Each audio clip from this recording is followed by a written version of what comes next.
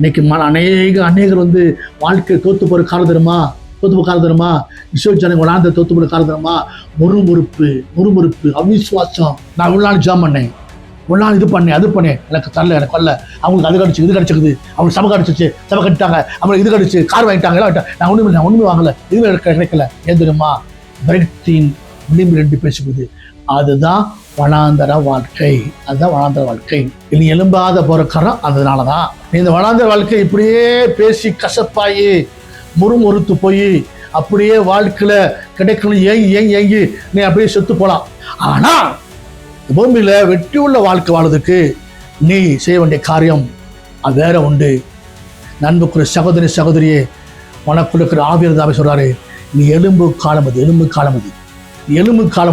நீ எழும்பும் பொழுது ஆவியர் சொல்றாரு, நான் வேண்டிய பலன் தரேன்.